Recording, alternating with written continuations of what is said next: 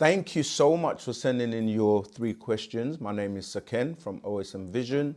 Yeah, it's always a pleasure to get your questions.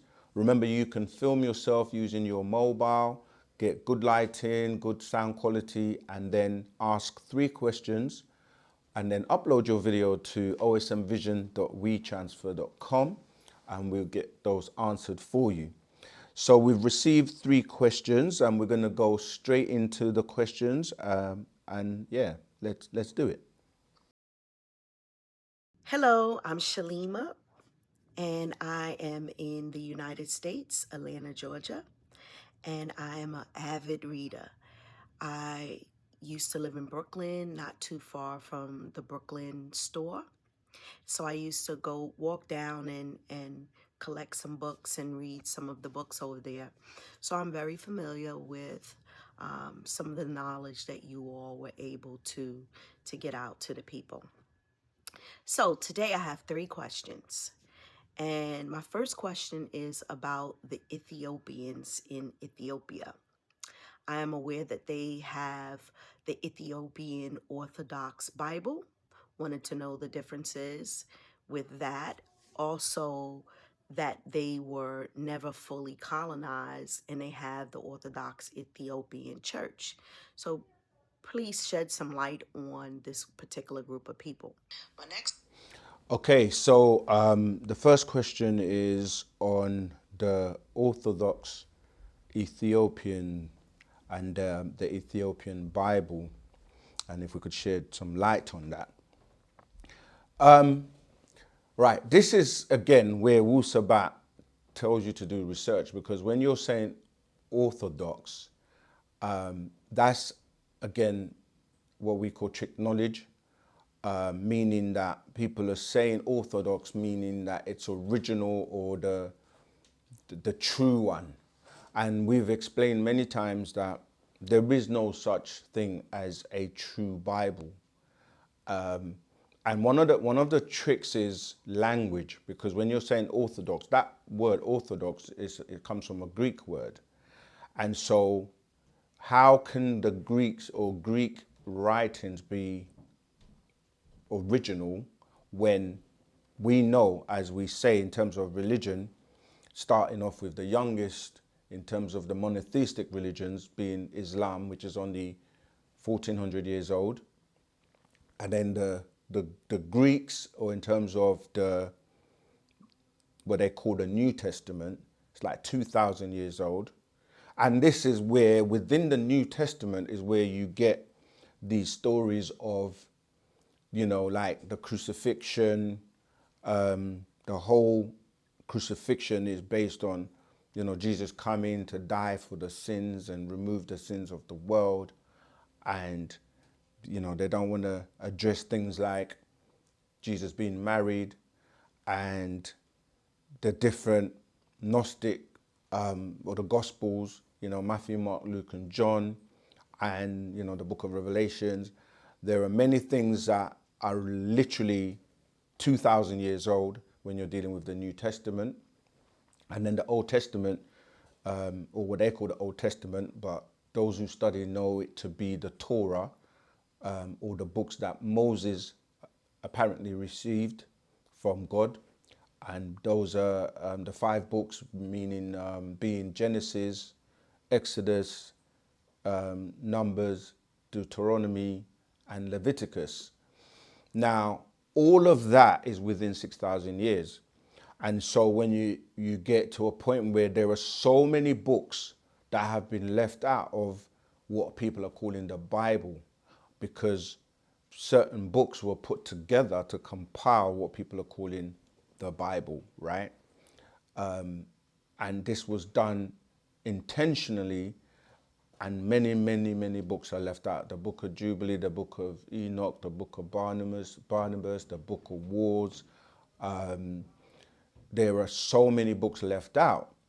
But these books, what people are calling the Old Testament, actually compiled from tablets from Sumeria or Shinar, ancient Sumer, namely the Enuma Elish, which means on high. That's what it starts off as, the Enuma Elish.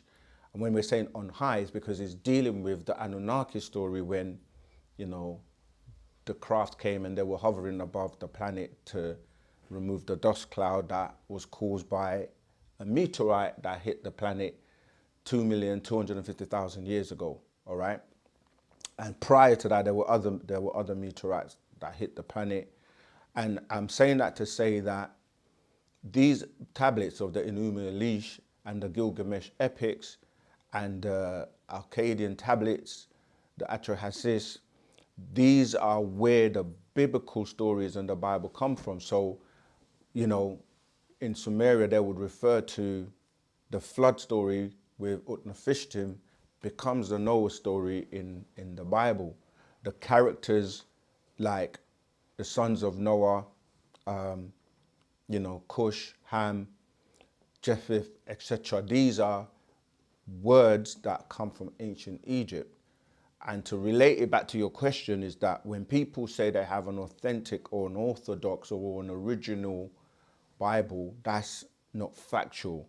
Certainly not, you know, in the last 6,000 years, whether it's Islam, Christianity, or Judaism. So what you will find is that the original people on the planet, by way of the tribes, the African tribes, who ended up in Ethiopia. It's a big story, but I'm just trying to give you, you know, a synopsis.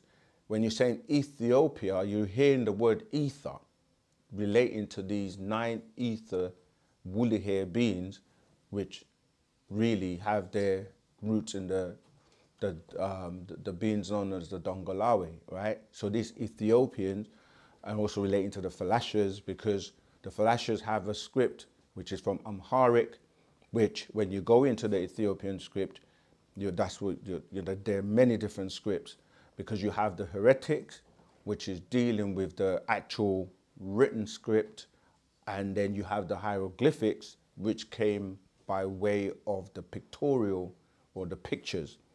So what I'm saying is that if you trace back where these books that many people are saying are missing, because one of the things about the Ethiopian Bible is that it has books that are left out of the, like the King James version of the Bible with the 66 books or so, and they try to maintain or practice the most kind of pure version of Christianity.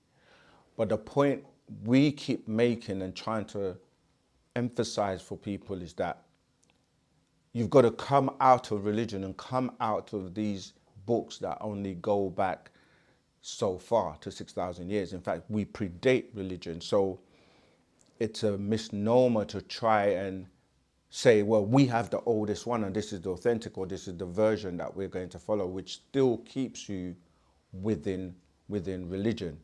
And you've got to go back to what we're telling you, which is going back to pre-dynastic, going back to those original Pataites or original beings who came from the star and didn't have a religion and didn't worship anybody.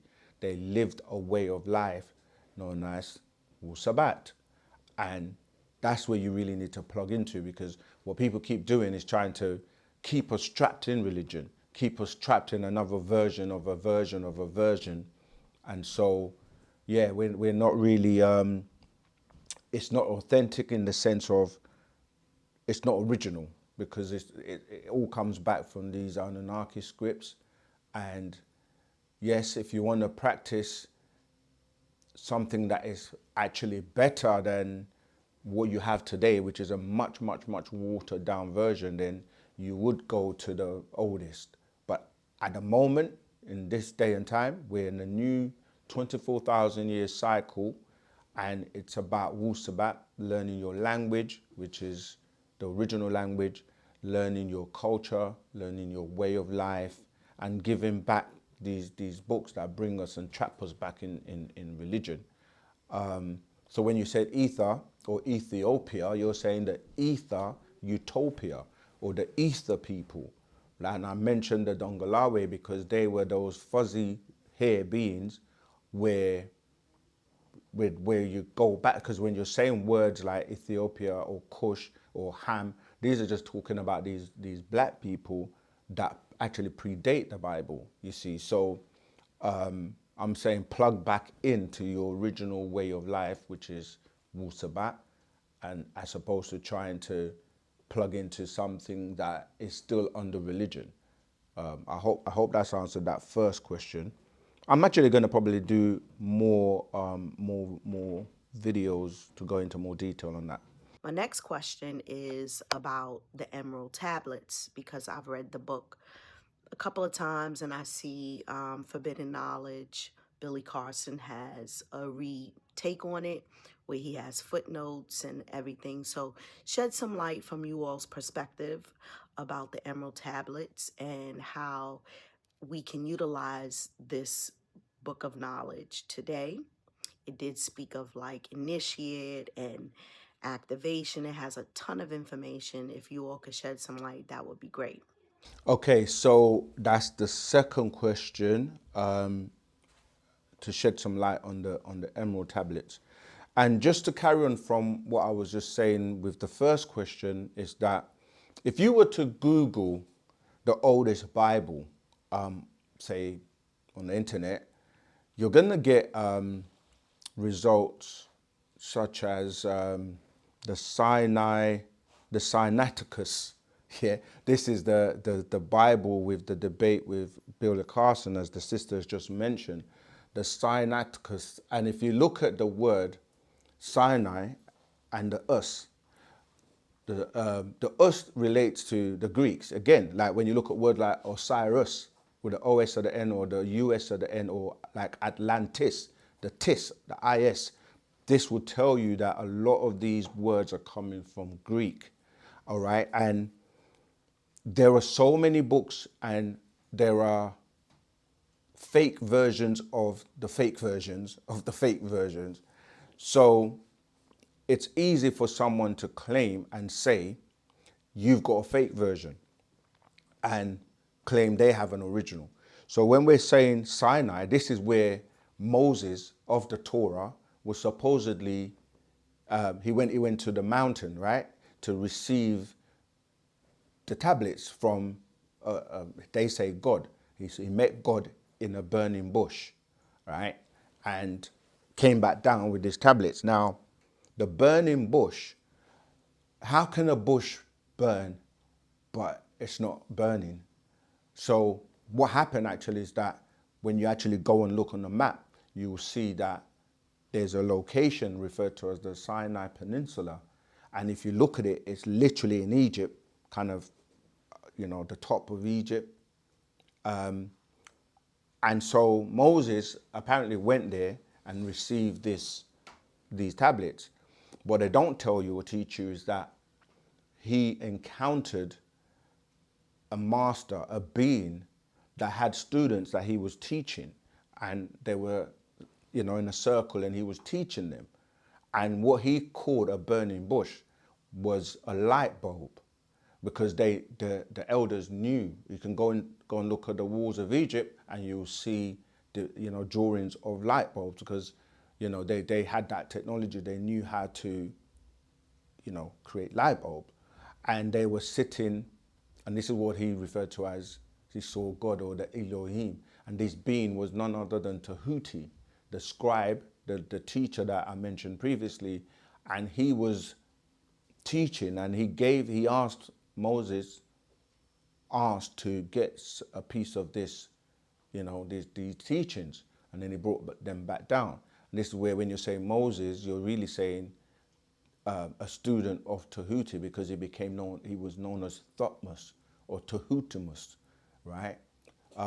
Yeah, I think we should do a video on that. So I'm saying that to say that when he went up, it just happens to be in a place in the region in Egypt where you see the word Sinai. So Sinaiticus, they say, is the oldest Bible. How can Greek and this 2,000-year-old religion, this is the arrogance of the Adamites and the Caucasian, because they try to claim everything as being original or the first, when in reality, they all went into Egypt to study under the masters.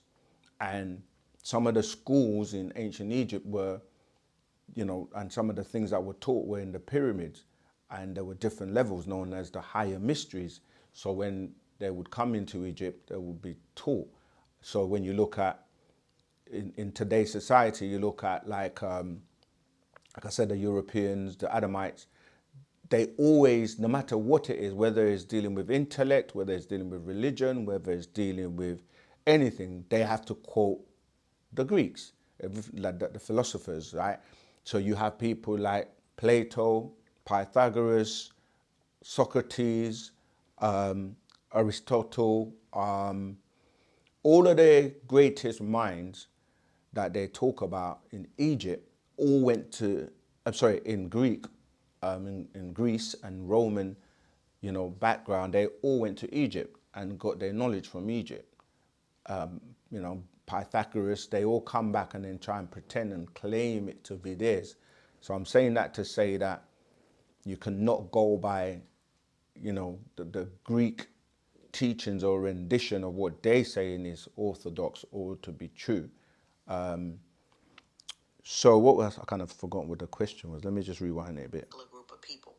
My next question is about the Emerald Tablets. Oh yeah, that was it. Because I've read the book a couple of times and I see Forbidden Knowledge. Billy Carson has a retake on it where he has footnotes and everything. So shed some light from you all's perspective about the Emerald Tablets and how we can utilize this book of knowledge today.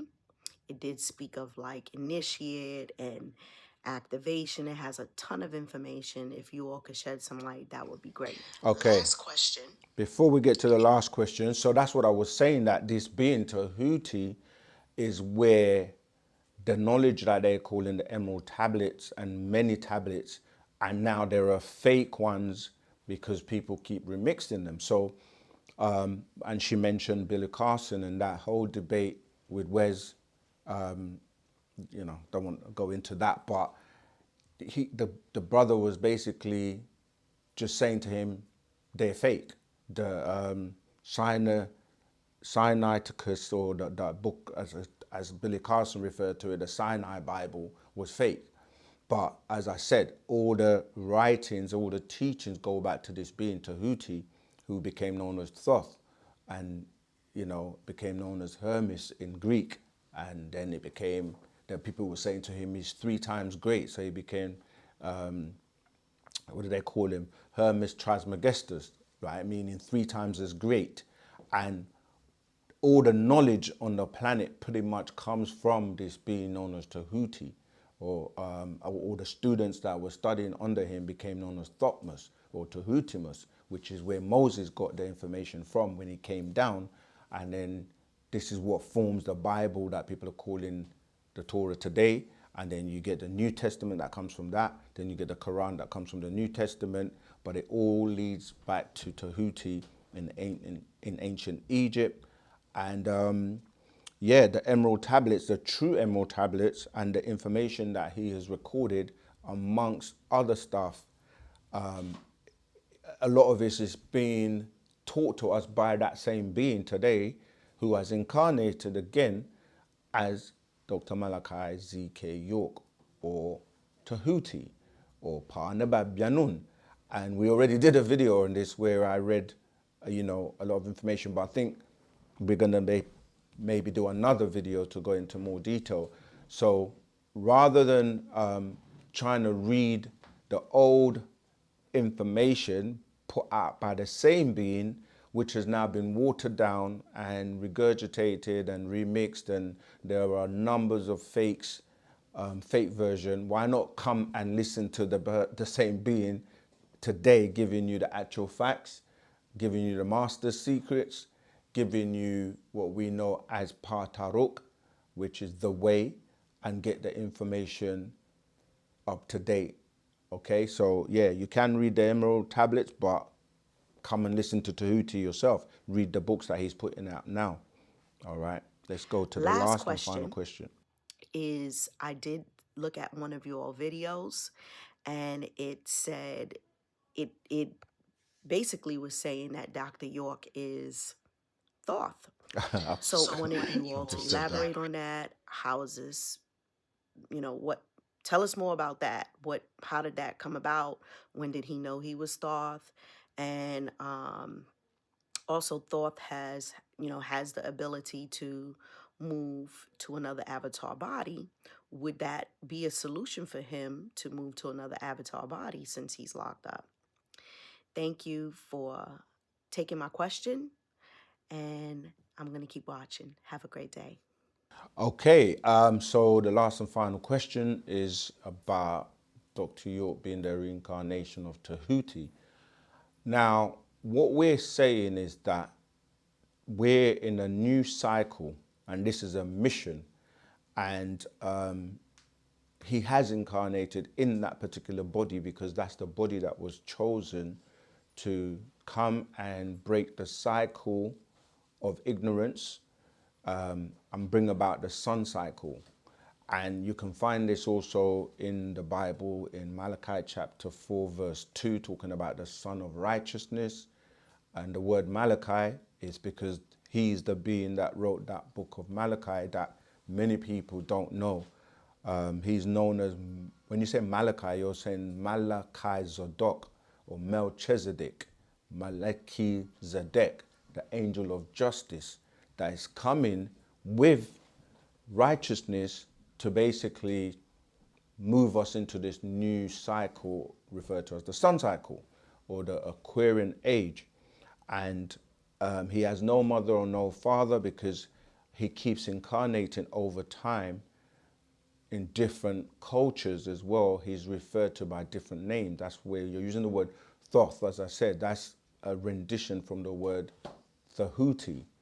And the mission is not complete yet in terms of he's still here, he's still alive, and we have to do our part because the test of him being incarcerated is really for us. And he has explained this, that one of the things we have to learn is love, as in divine love, ashuk, and to unify instead of the separations that religion causes, and separation that things like racism, war, these things cause divisions. And he's, as that being, he knows the solution and the formula for world peace, and that is to spread Wu-Sabat and for us to live it, and that will be how he will be released. And so we can't say, oh, can't he just, as an avatar, just jump and go into another body? No, it doesn't work that way. That body was prepared, seeded to come here and do this job, and the rest is up to us. He has done his work. He's given us everything we need for this new sun cycle.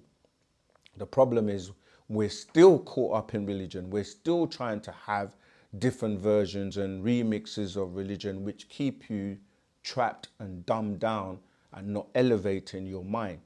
And people just sit back and, again, this is no offense to anybody, but they just want to ask questions but not apply, not study and apply the information that is given to transform you, making you into an Elohim or a God or whatever term you want to use to refer to you being more of a supreme being, where you're not worshipping somebody else or looking outside of yourself, as you are the God and goddesses that are spoken about in the same books you follow. Because Moses was made a God, made an Elohim, or raised to a degree of intelligence where he was now looked as having a high level of intellect. So if you look on the planet today, the highest level of position you can have is what? It's either going to be a king of a country, a prime minister of a country, a president of a country, an emperor of a country. And if you look at all of these terms and see that Dr. Malachi Z. York, if you actually really take the time to study, he's much, much more than that. And yeah, he knows what he's doing, and it's really for us to wake up and to apply the knowledge and put it to practice, and bring about the different change that we all say we want in the world. But yeah, he knows what he's doing. He is who he is, and we're his students, and our job is to help and spread Wu-Sabat, spread the teachings and apply them, and help others become the supreme beings that we're supposed to be. I hope that's also answered that question. I think we will do another video just to clarify, more information about Tahuti. But yeah, that's who he is. Whether you accept it or not, the works speak for themselves. I mentioned in the Tahuti video that we did previously that is it a coincidence that Tahuti is known as the most prolific writer throughout time, the recorder of the emerald tablets and all this information that we're talking about? Is it a coincidence that the reincarnation is another being that is a prolific writer that has written everything and anything you can think of above and below the sun, and covering over 1,000 books? That's unheard of by any author, and never yet been asked a question that he cannot answer. So that should really tell you who he is. If there is anyone else out there that is claiming that, let's put them to the test. Let's see their works and see whether or not they match up. So with that, I'd like to thank you again for your questions, and just encourage you to study, read the scrolls, and if you have any questions that you would like answered, you can film yourself asking us 3 questions and then submit your video to osmvision.wetransfer.com. Until the next video, Wadu.